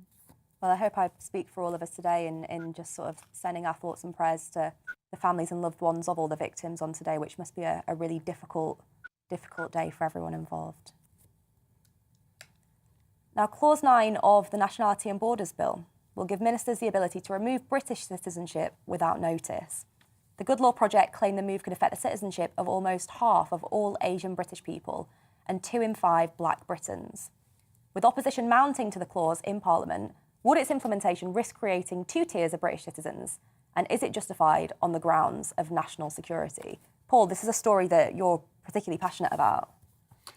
Yeah, I mean, I think it's an appalling piece of legislation, actually. I think it does create 2 tiers of citizens. The idea that if you are somebody who was born and bred in Britain, but you hold only a British passport, then the government can't strip you of your citizenship. But if you were born and bred in Britain, but your ancestors may have come from, say, Bangladesh or Pakistan or somewhere else, and as a result of that you hold dual citizenship, then the government does have the right to strip you of your British citizenship. And probably the best example we've seen of that in recent years is the case surrounding Shamima Begum. Mm-hmm. And protest groups have come out against it quite rightly, in my view, because they say, why should some people who may have been, as I said, born and bred in Britain and may never have even visited the country for which they hold that dual citizenship, be told that they have fewer rights as British citizens than others? And you know, what's happening at the moment is it's going through the House of Lords, and Clause 9 particularly would allow for the government to strip somebody of their citizenship without even telling them, without even warning them, which I think has all manner of implications. So the protests against this, I think, are perfectly legitimate. And I think any government that genuinely did regard its citizens as equal, regardless of their family connections, regardless of their heritage, would not be supporting this type of legislation. We understand why it's being introduced, because obviously the government wants to be able to act against terrorists or people who sympathise with terrorist activity. But my view, as my view was in the case of Shamima Begum, is that, look, these people are our problem. If they've been born and bred here and they're products of our system, they've been through our education system and whatnot, then it simply isn't acceptable to say to, whether it's Bangladesh or whatever country, we don't want these people anymore. We may have created them, but now it's for you to deal with it. So I support those inside Parliament who are trying to defeat it, and those protesters outside who are trying to do the same. I think it's really important, though, to emphasise what the Clause 9 changes would actually do. Because at the moment, the governments do have the power to strip people of citizenship if they're dual nationals. I think it was introduced, was it back in 2003 under Blair's government? I think one of the first cases discussed was about Abu Hamza, wasn't it? So going kind of way back. So this isn't actually a new power. The only change that's actually being proposed is this point about notification. And you can understand why people are worried about this. But I think we also need to look at in what sort of cases this proposal would actually be used. So it's only those who would pose a threat through terrorism or war crimes who have fraudulently gained that citizenship, that British citizenship. So it's going to be a very small number of cases. And the point about notification is basically that the government will no longer have an absolute need to notify you if there's no way to. So, for example, if it was someone who does pose a terror threat and is overseas, then their citizenship could be removed without notification. And so personally, I don't think the uproar that is kind of going on at the moment about this change necessarily reflects the actual change that's being made. I think you're right to say that the change at the moment is around the issue of notification, and the government has previously, you're right, had the ability to strip people of their citizenship. But this change that's being introduced through Clause 9, I think, has thrown the whole debate into sharp relief again. And the debate has started about whether or not government should have that power at all. I mean, I have to say, I do not think any government should have the power to say to an individual citizen of the country, you are no longer a citizen of this country. We are going to strip you of your British citizenship. It strikes me that that's actually quite a totalitarian thing for a government to do. If we need to deal with people, if we need to address the problems that we've created in terms of people who are terrorists or sympathising with terrorism, then we do that through our justice system. We do that treating them as citizens and taking them through the justice systems. We don't do it by saying we're going to take away your passport and palm you off onto another country. You're now their problem. Well, I'd be curious to hear from people at home. Let us know your thoughts. Do you think this is the power that government should have for those who are accused of terrorism offences or not? Email us, gbviews@gbnews.uk. Well, after the break, we'll have another fantastic Redwall MP in the studio, finding about what amazing work he does for his community. But first, the weather. And the UK is looking wet and very windy in the north. That's because of Storm Corrie that's approaching. So looking at the details for you, and in the southwest, plenty of fine weather in the morning and around lunchtime. Most there seeing sunshine with highs of 8 or 9. Even sunnier across the southeast, very little cloud around, although temperatures will be a little bit lower. Now, across Wales, there's going to be some cloud coming and going, perhaps thick enough for the odd spot of rain, most likely over the hills and the mountains. Temperatures of between 8 to up to 11 on Tuesday. After a mostly sunny morning in the Midlands, the cloud will build from around lunchtime. Most places dry, with just a small chance of a little drizzle, perhaps. Up to the northeast then, and it is going to be cloudier. Plenty of sunshine this morning, but the cloud will feed in as we go through the afternoon with those strengthening winds as well. Across Scotland, turning increasingly wet and windy. Some hill snow is likely. The wind is set to cause disruption, which is why warnings have been issued. Meanwhile, in Northern Ireland, it will be pretty cloudy, although it should stay largely dry around midday. Rain will arrive in the afternoon, though, and it will become increasingly windy too.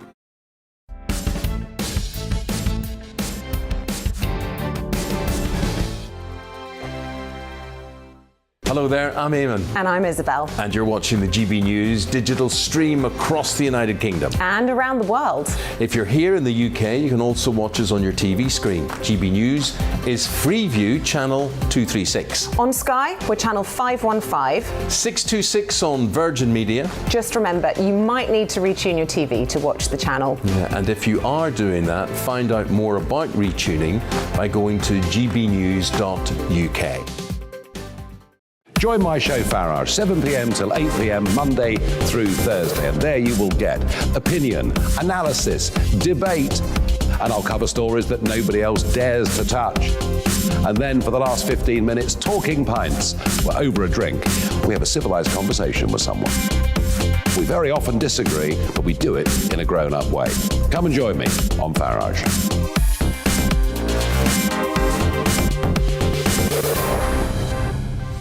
I'm Dan Wootton. Join me Monday to Thursday from 9 to 11 for the feistiest and most fun news debate on TV, where free speech reigns. I'll bring you a sharp take on the day's biggest stories, bombshell newsmaker interviews, and A-list guests. And I guarantee you, no spin, no bias, no censorship, and no reason to go to bed. That's Dan Wootton tonight, Monday to Thursdays from 9 on GB News. Hello there, I'm Eamon Holmes. And I'm Isabel Webster. And we hope you can join us for Breakfast with Eamon and Isabel. You make me laugh out loud, belly laugh. Is that important first thing in the morning? Yeah, absolutely. And there's me trying to be deadly serious. News is a serious business. Yeah, I have to rein you in sometimes. Well, it doesn't stop us laughing at it. It doesn't stop us having an opinion on what's going on. Yeah. And it certainly will not stop us reflecting what you think. Weekdays from 6 to 9:30 on GB News. My name is Andrew Doyle. Join me every Sunday evening at 7 p.m. for Free Speech Nation. This is a show where we address current affairs and news stories of the week with the help of two wonderful comedian panelists. I brought in comics because I want to give it a lighter edge, and also they work for less. See you there.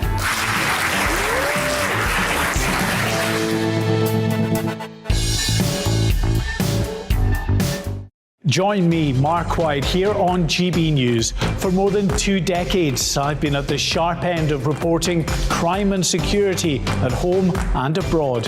From the scourge of terrorism to the fight against violent crime and the deepening small boats crisis in the Channel, they're issues you rightly care about, and so do I.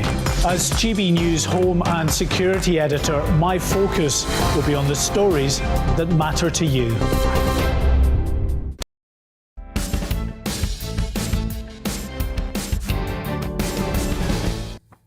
Well, welcome back to the Political Correction, and your views have been flooding in this morning. We've got Don here from Aberdeenshire talking about progressive taxation. He says a lot of myths exist around taxation in the UK.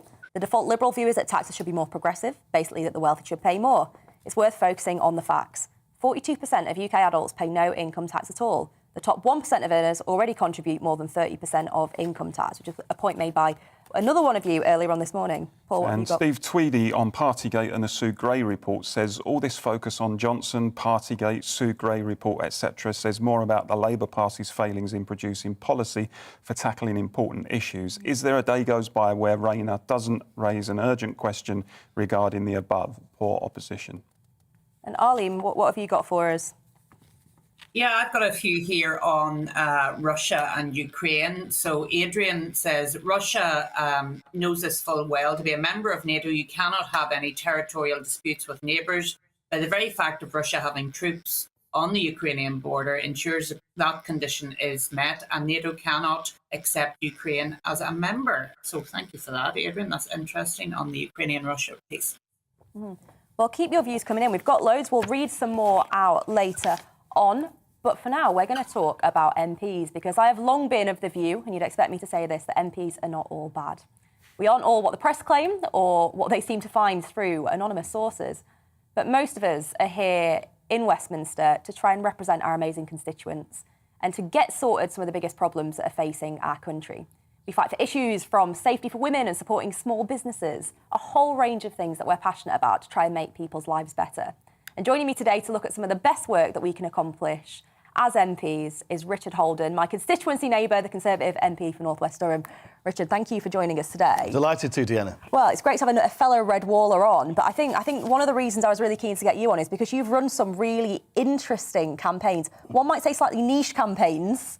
But tell us, I want to start with your public toilets one. Tell viewers at home what you've been doing on public toilets. So one of the things that I found out when I first became an MP, and some MPs have been campaigning this for a long period of time, was that public toilets face business rate charges to local council. Now, some of these councils are actually tiny town and parish councils, like Walsingham in my constituency, and they were having to pay business rates to keep them open. And one of the issues we've seen over the last few years is that people really want to keep their public toilets open. They're really vital as the population gets a bit older, and they're vital for people like pregnant women, anybody with hidden disabilities. And we've seen them closing at a massive rate of knots, and one of those reasons was because of this extra tax that they were facing. So I picked up a campaign that had been running for a long time by some other MPs who got promoted and that sort of thing, and I took it on, and we managed to get the law changed this year, last year actually, which was a massive help to some of those local councils to help keep some of those facilities open. So there was that. You also did some work on motorhome taxes. Yeah, within a few days of becoming elected, I found out that basically an EU directive was being put in, which was going to see a 705% increase on the tax on a motorhome, basically taxing it the same, a £40,000 motorhome, which somebody might buy as they're approaching retirement. They're taxing it the same as a new Rolls-Royce every year in terms of tax. This was going to cripple local businesses, particularly Irwin Heimer, who employ 500 people in my constituency. And so I thought, well, this is crazy. We're leaving the EU. Well, you and I were then there. I know there's some videos voting to leave the EU. Yeah, I remember. And so why are we pursuing this? So one of the things that I did was to really push the Treasury to say, look, we've got to reverse this. This was going to have a direct impact on my constituents, but also, actually, it's not green to have people flying off when they can do a couple of thousand miles a year just having a bit of a motorhome holiday here in the UK. And do you not think that one of the best things about this job is that there can be an issue that arises in your constituency that can be something that's never crossed your radar before, but then we have this incredible platform and ability to really bring about change to improve lives? And I know you're doing that at the moment, aren't you, on people buying cars who don't have driving licenses? Yes, so, I mean, you look, it's people's personal experience. You're doing that with the One Punch campaign. But it's also some issues that come up in your constituency. So one of them which came up in mine was I had a tragic death of a lad called Andrew Rowlands just about a year after I'd been elected. And he was killed in a car which had no registered owner. The chap had been able to buy it, a 17-year-old, without a driving licence, without even having a driving test. And it should have been scrapped. But to scrap a car, you've got to provide ID and you've got to provide a UK bank account. Actually, to sell a car to somebody else, you just need to provide the cash. And it's totally voluntary as to whether you put date of birth or driving licence details on the form. I just think that we could prevent some of these kids getting hold of cars who shouldn't have them by having to provide those details on the V5 form rather than it being voluntary. I just think it's a step in the right direction. Also affects things like rural crime. People buy these things like community cars, they call them, and they can be used for all sorts of things, from people going and poaching late at night, but also in towns and cities for things like county lines drug dealing, because they're totally anonymous, because you can fill in anybody's details on the V5 form, it gets lost off the system, and unless it happens to get physically picked up by a physical police car, then, you know, it just travels around and nobody can stop it. I think one of the questions that a lot of people at home probably have is, how do you even go about running a campaign like this? So let's take the motorhomes sort of policy that you were looking to get changed.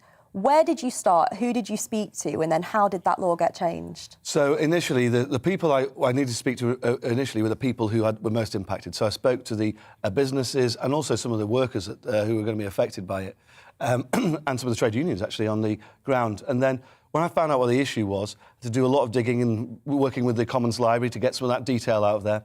And then it's a question of trying to build a coalition of MPs together, so try and get other people on side with it, which is the most important thing, because you need to show you've got support in Parliament to do it.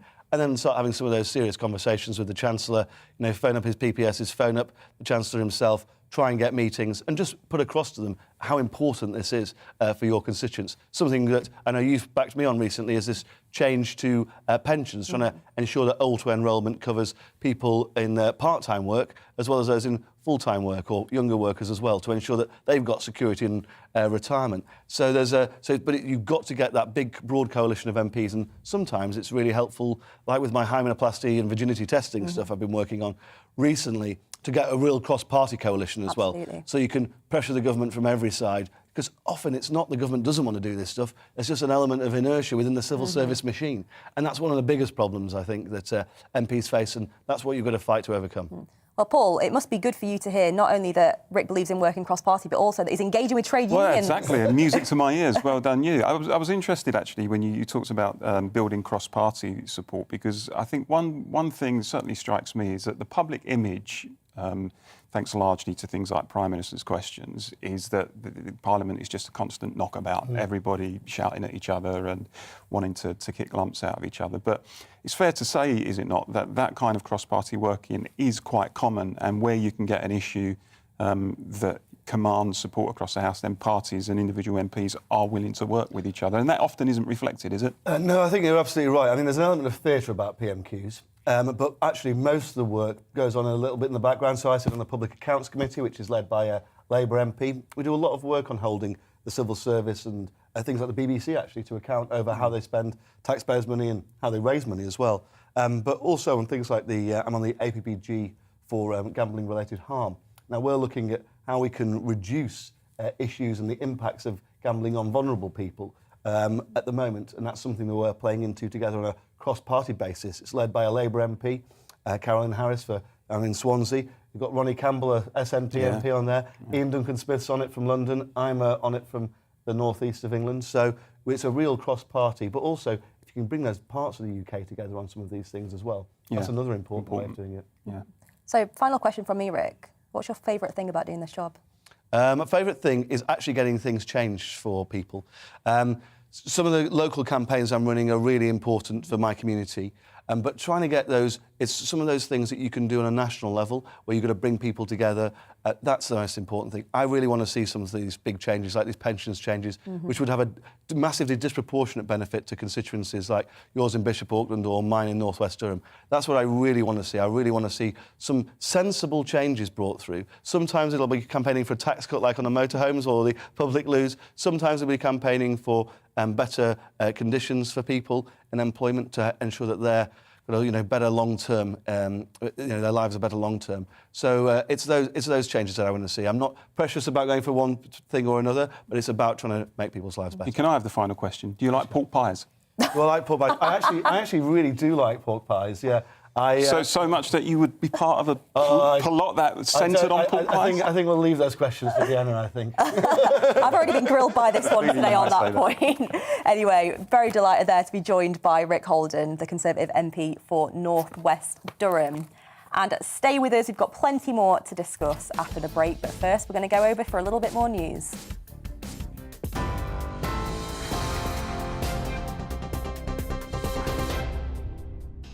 It's 11:31. I'm Tamsin Roberts in the GB newsroom.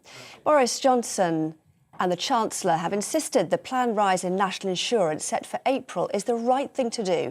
That's despite opposition parties and some Conservative MPs saying it should be halted over the increase to the cost of living faced by the nation. The Prime Minister also says the picture on Ukraine's border is increasingly concerning as he urges Russia to avoid a reckless and catastrophic invasion. The Prime Minister is believed to be considering doubling the number of troops deployed to strengthen Europe's borders. Earlier, the Foreign Secretary Liz Truss confirmed Britain will publish new legislation this week to broaden the scope of sanctions that can be applied to Moscow. A second storm is set to hit the UK 24 hours after Storm Malik killed 2 people. Amber weather warnings have been issued for Scotland as Storm Corrie hits the northern half of the UK, where winds of up to 90 miles per hour are expected.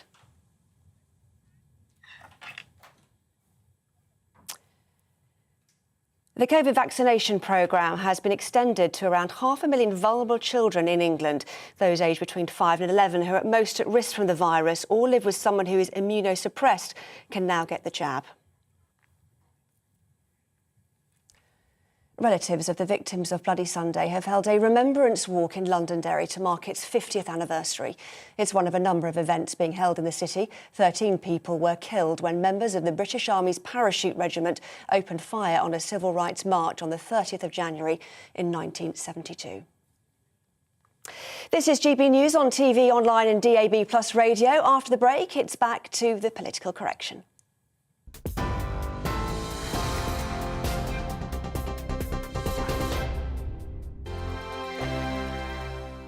Hello there, I'm Eamon. And I'm Isabel. And you're watching the GB News digital stream across the United Kingdom. And around the world. If you're here in the UK, you can also watch us on your TV screen. GB News is Freeview Channel 236. On Sky, we're Channel 515. 626 on Virgin Media. Just remember, you might need to retune your TV to watch the channel. Yeah, and if you are doing that, find out more about retuning by going to gbnews.uk.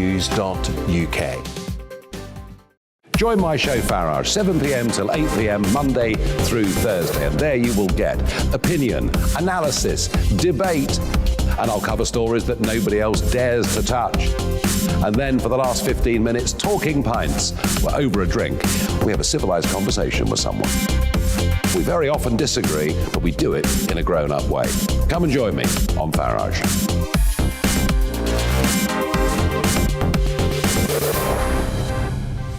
I'm Dan Wootton. Join me Monday to Thursday from 9 to 11 for the feistiest and most fun news debate on TV, where free speech reigns. I'll bring you a sharp take on the day's biggest stories, bombshell newsmaker interviews, and A-list guests. And I guarantee you, no spin, no bias, no censorship, and no reason to go to bed. That's Dan Wootton tonight, Monday to Thursdays from 9 on GB News. Hello there, I'm Eamon Holmes. And I'm Isabel Webster. And we hope you can join us for Breakfast with Eamon and Isabel. You make me laugh out loud, belly laugh. Is that important first thing in the morning? Yeah, absolutely. And there's me trying to be deadly serious. News is a serious business. Yeah, I have to rein you in sometimes. Well, it doesn't stop us laughing at it. It doesn't stop us having an opinion on what's going on. Yeah. And it certainly will not stop us reflecting what you think. Weekdays from 6 to 9:30 on GB News.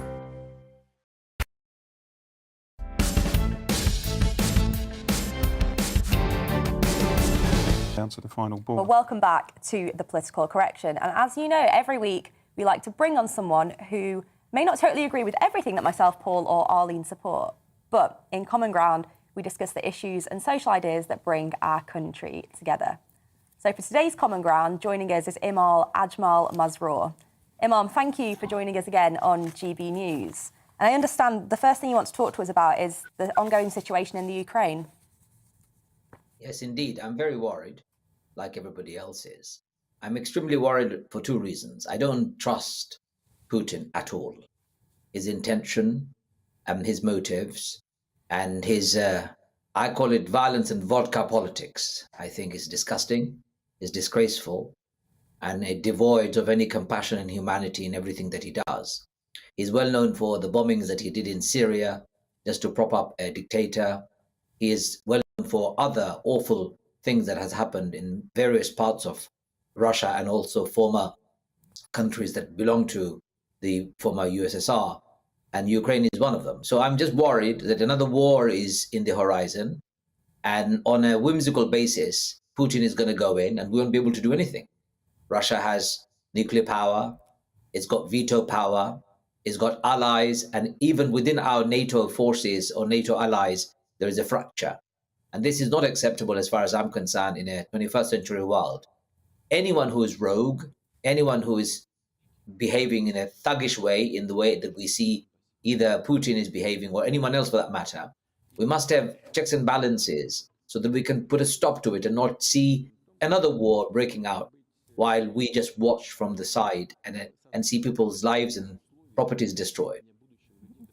Well, we've had the UK government at the moment talking about potential sanctions against Russia and also helping to equip Ukraine either with sort of weapons or with troops. Do you think we're going far enough? It's not going to do much to Russia. Russia is supplying us a huge amount of, or at least Europe, a huge amount of gas. Very few of the European countries would be speaking out against Russia just in case the gas tap is switched off. But earlier sanctions has done very little. Russia is a very powerful country. It's got massive superpower, military capacity, nuclear capacity. It is a massive player in the world. We can't allow this kind of thuggish politics, mafia gangland type of politics to dominate the world. Who's next? Are we going to be blackmailed, put under pressure to bend over backwards so that we allow immoral, unethical politics to dominate the world? I don't think anything is going to happen because of sanction. We need to find an alternative. I don't have a suggestion, but I certainly don't believe sanction is going to work. Yeah, I think we can probably agree that we're all united in, wanting to see the situation in Ukraine and on the border de-escalated as quickly as possible. I think the impact on individuals in Ukraine, it must be a terrifying time for them. Imagine living on the verge of war, not knowing whether your house is going to stand, your loved ones are going to survive, whether you're going to live the next day to be able to breathe and enjoy freedom. It's just awful to live next to a bully neighbor. Russia is nothing but a bully neighbor. And Russian politics, obviously, it's been pretty bad for a long time. But under Putin, it's been awful. And we just keep on doing business with him. And I just find this disgraceful. Well, I understand another topic you want to talk about, which I know is on all of our minds and which we've discussed on the Political Correction a number of times now, is on the cost of living. Very worried about it. Gas price has gone up. Electricity price has gone up. I just received my bill. It's £1,750 for 1 year's gas and electricity use. Last time it was £700. It's almost, more than doubled. How am I supposed to afford that? How is ordinary people supposed to afford such huge price? However, what we see is there is no desire on the part of the shareholders or the companies to sacrifice some of their profit margins. They want to keep their profit margin at its maximum. They want to squeeze the life out of the users. I don't think that's acceptable. And also, I think when it was cheaper, we should have bought gas for our reserve, but we didn't. But most importantly, we need to move away from dependency on gas, natural gas and petrol, and start creating renewable energies so that we can all be, firstly, self-sufficient, secondly, environmentally more friendly, and thirdly, we won't be seeing what's happening today. People are choosing between food and fuel. And that's not just the only thing that's going up. Food price has gone up, building material has gone up, basic life things have gone up. Transport, when you're using public transport, prices are, terribly high. And at the same time, our wages is not going any higher. We are running on a massive deficit, especially since COVID has hit the country. Austerity measures instilled by the Conservative government from the beginning of their term hasn't really worked. So I don't see a way out. I don't see a way forward. I think there is a global poverty that's about to hit us. And this is probably because of our irresponsible abuse and wastage of wealth and resources that we have had from nature for too long. It's about probably we need to see a corrective measure taken globally, not just locally. And then finally, there's a story here about a bookstore in Gaza. Tell us about that. Yes, it makes me smile. I'll tell you why. A few years ago, when the Israelis bombed Gaza, killing 225 or more people, innocent children, women, about 15 Israelis were killed in that fight. Unfortunately, it's awful that a regular invasion of Gaza takes place by Israeli government that is a very powerful government. But in that process, they bombed a bookstore, a very old bookstore, probably over 70 years or whatever number of years, I can't remember, the family owned. And his bookstore was completely destroyed. More than 70,000 books were destroyed. There was no way of this family or this individual gentleman restoring his bookstore. A campaign was launched by an American lawyer, a human rights lawyer, a charity campaign.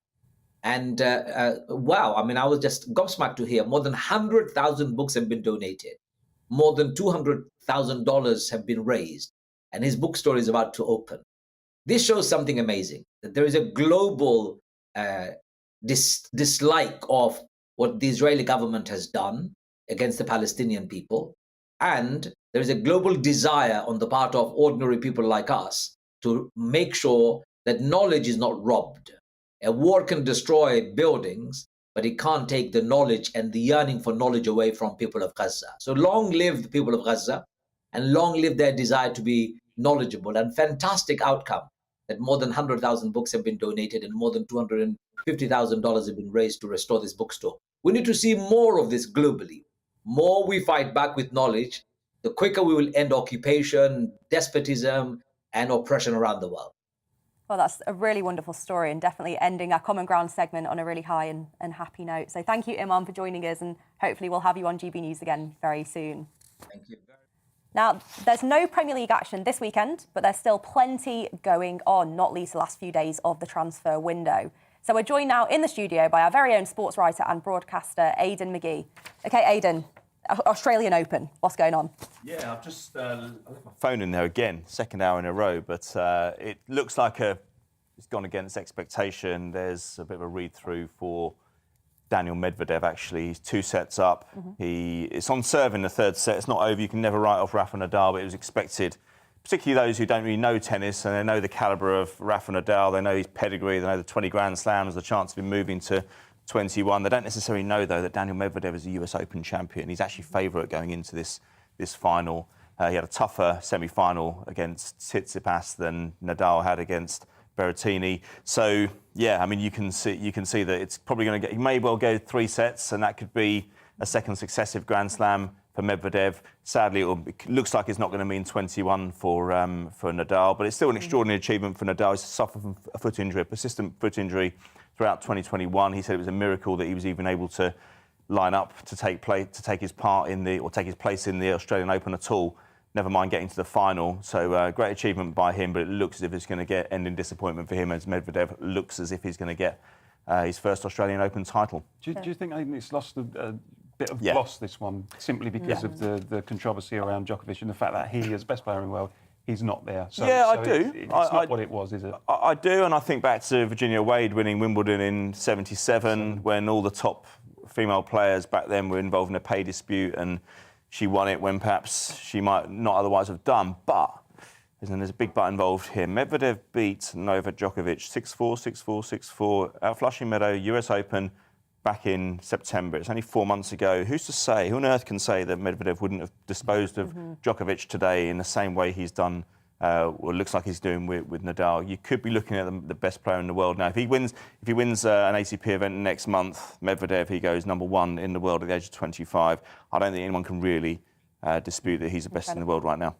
Now let's talk about transfer deadline, because the day is coming up. What's the latest word on the street? Goodness me, yeah. Well, look, I mean, it's all about Frank Lampard to me. He's on the back page of all the papers that I've got in front of me here today. That's why I brought those papers in, not because I was planning to stay for 3 hours. I was worried. Yeah, you were worried, yeah. But let's Frank Lampard, I've never known a situation like this before. He's not yet been confirmed as the Everton manager. He was offered it yesterday after 2 interviews. There's every expectation now that he's going to accept that role tomorrow. But he's got until 11 o'clock to get deals done. Not a lot of time. It's not a lot of time he's not even got director of football to work with. So, as I mentioned with Anne Diamond earlier on, she said, surely he's doing some deals behind the scenes despite not having accepted the job officially or not being announced. I said, yeah, of course, that's what will be happening. Dele Alli on loan from Tottenham looks like it could happen. Donny van der Beek on loan from Manchester United. I mean, he joined there he arrived at Old Trafford in a big hurrah coming from Ajax, Dutch international. He started 4 matches, 23 substitute appearances, 2 goals. He wants to resurrect his career at a relatively young age. I think Frank Lampard, as a coach, will look at him and think, well, I can probably get more out of him, just as I can with Dele Alli. Ruben Loftus-Cheek as well, that's another one.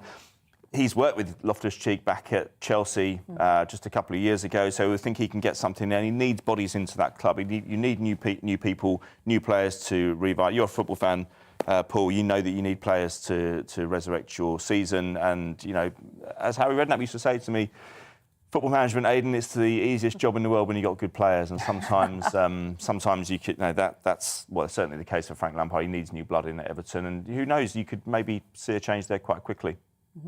Brilliant. Any other interesting sports stories going on today, Aidan, or is it everyone focused on transfer? Yeah, I think the transfer deadline day tomorrow is a key thing. There were no Premier League matches yesterday. I went to QPR, actually, as you can see here. I don't know if I mentioned my column in the programme once or twice. Once or twice. Yeah, we won 4-0 yesterday, back up to 4th in the Championship. It's looking a really red-hot race there as well. We'll need a couple of results to go our way between now and the end of the season. But yeah, it looks like it's going to be an interesting end to the season. And of course, they're our local club here at GB News, only 10 minutes away. Yeah, you're not going to sell it. You're not going to sell it to us. The only thing I'm interested in is I'm a massive Wolves fan. Yeah. There's been talk of Adama Traore possibly going to Barcelona. Yeah, I think that's going to happen. I mean, I didn't want you to say that.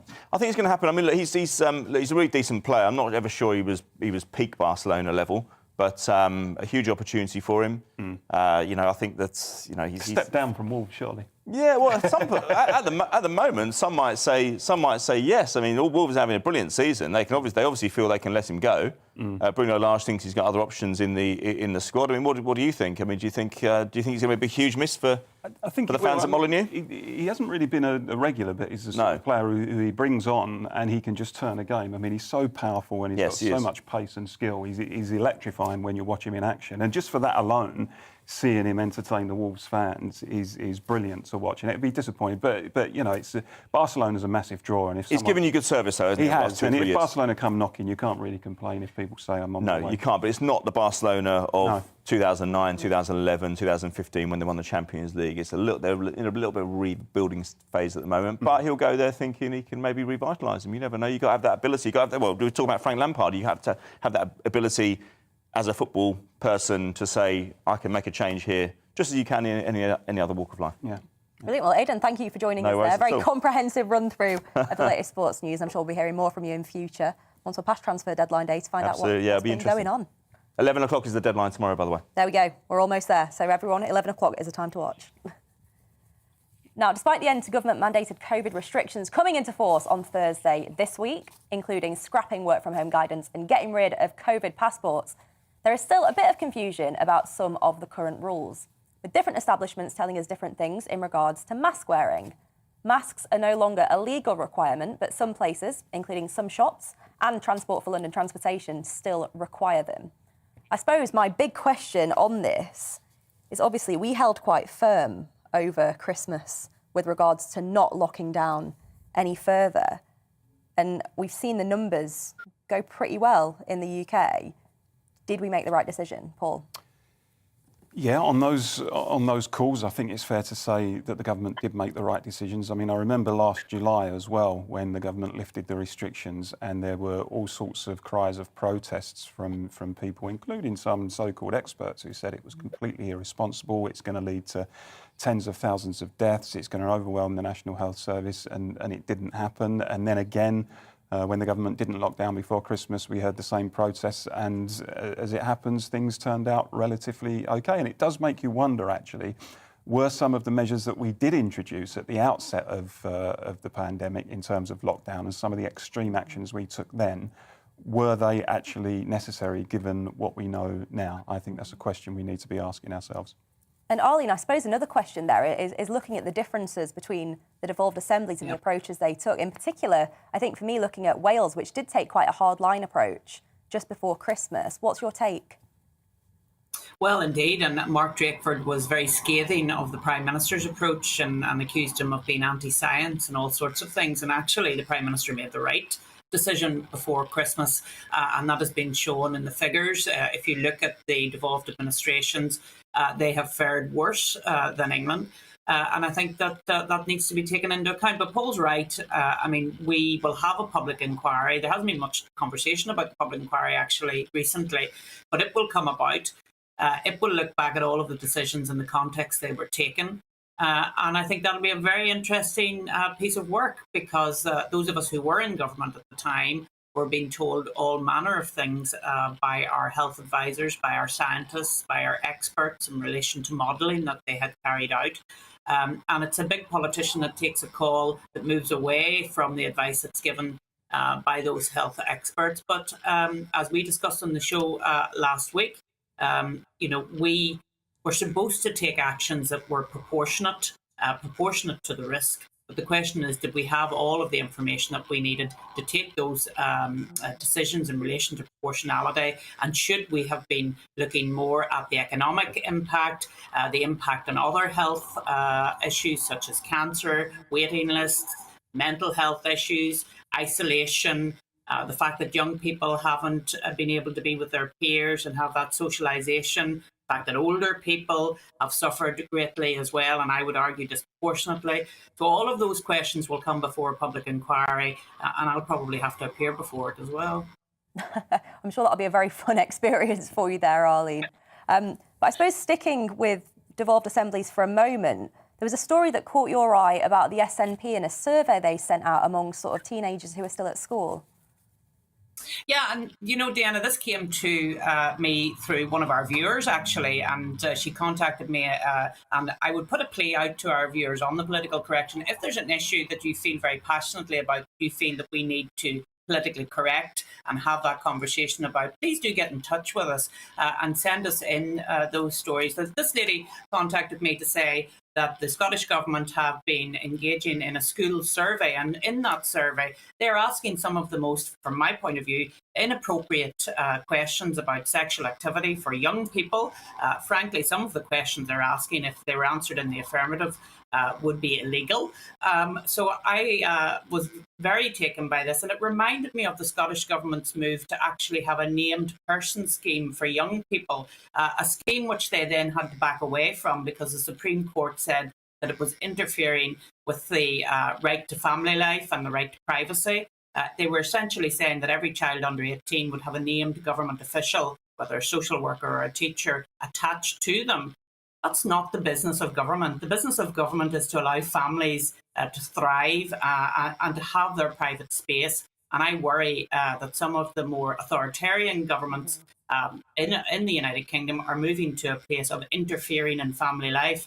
And this lady was pointing out that there's a protest in Glasgow on Monday night, and she wanted to raise it with GB News. So I hope she's been watching this morning and seen that we have raised it indeed for her. I think it's fascinating looking at that survey. We won't repeat the questions on here, but they're quite probing and intimate questions being asked of teenagers. And the Scottish newspaper, The Herald, ran a survey on their website and posted some of these questions and asked adults on their site whether they would be comfortable or uncomfortable answering those questions. And for every single question, over 2/3 of adults said they wouldn't answer it. They wouldn't feel comfortable answering it. So to ask those probing questions of teenagers just seems to me completely inappropriate, don't you think, Paul?